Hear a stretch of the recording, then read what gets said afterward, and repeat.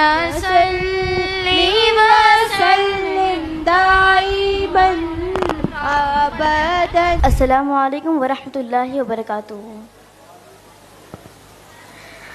الحمدللہ والصلاة والسلام علی سید المرسلین وعلی آلہ وصحبہ اجمعین.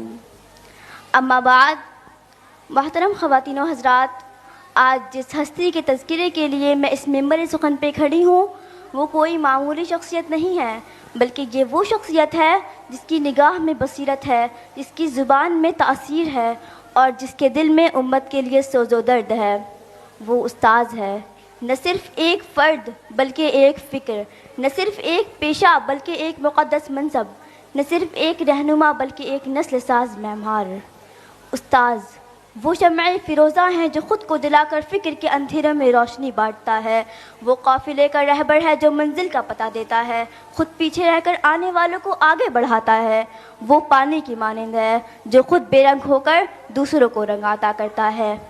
یہی وہ استاذ ہے جو بچوں کے ذہنوں کی بنجر زمین کو فکر کی بارش سے سیراب کرتا ہے، جو لفظوں کے بیج بوتا ہے، محنت کے قطرے بہاتا ہے اور پھر صبر و دعا کے ساتھ کردار کی فصل اگاتا ہے. کبھی وہ ماں کی ممتا بن کر محبت بانٹتا ہے تو کبھی باپ کی سختی بن کر نظم و ضبط سکھاتا ہے. کبھی وہ بزرگوں کے وقار کی چادر اوڑھ کر تربیت کرتا ہے تو کبھی دوست کی طرح مسکرا کر رہنمائی کرتا ہے. محترم خواتین و حضرات، استاد صرف وہ نہیں جو کتاب پڑھا دے، بلکہ وہ ہے جو دلوں کو پڑھتا ہے، ذہنوں کو کھولتا ہے، خوابوں کو زندہ کرتا ہے. وہ محض معلومات کا سفیر نہیں بلکہ تربیت کا علم بردار ہے. وہ صرف درسی کتب کا شارح نہیں بلکہ حیات انسانی کا مفسر ہے.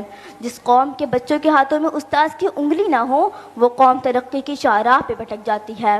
استاذ قوم کا ضمیر ہوتا ہے اور ضمیر اگر بیدار ہو تو قوم کبھی زوال کا شکار نہیں ہوتی. یاد کیجئے، نبوت جیسے مقدس منصب کے حامل نبی اکرم صلی اللہ علیہ وآلہ وسلم نے فرمایا، انما بعثت معلما، یعنی مجھے معلم بنا کر بھیجا گیا ہے. اور پہلی وحی میں بھی تعلیم کا ہی درس تھا. اقرأ بسم ربک الذی خلق، پڑھ اپنے رب کے نام سے جس نے پیدا کیا. یہی استاذ کا منصب ہے. نبی کی سنت، وحی کا آغاز اور قوموں کی بیداری، سب کے سب اسی کے کردار سے جڑی ہے. محترم خواتین و حضرات، اگر آج آپ کسی مقام پر فائز ہو یا کسی محفل میں باوقار ہو تو یاد رکھنا اس کے پیچھے کسی استاذ کا جھکا ہوا سر، اس کی جاگتی راتیں اور ان کی خاموش دعائیں شامل ہیں.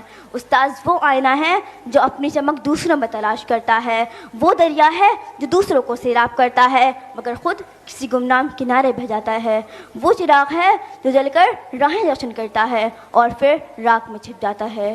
اگر آج ہم اس چراغ کو بجھا بیٹھے تو آنے والے کل میں ہمارے بچے اندھیرے میں راستے تلاش کرتے پھریں گے.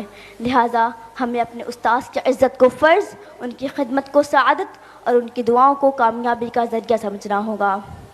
منزل علم کے ہم لوگ مسافر ہیں مگر راستہ ہم کو دکھاتے ہیں ہمارے استاذ. منزل علم کے ہم لوگ مسافر ہیں مگر راستہ ہم کو دکھاتے ہیں ہمارے استاذ. زندگی نام ہے کانٹوں کے سفر کا لیکن راہ میں پھول بچھاتے ہیں ہمارے استاذ. ہم پہ لازم ہے کہ ہم لوگ کریں ان کا ادب، ہم پہ لازم ہے کہ ہم لوگ کریں ان کا ادب. کس محبت سے پڑھاتے ہیں ہمارے استاذ. جزاکم اللہ خیر. السلام علیکم ورحمۃ اللہ.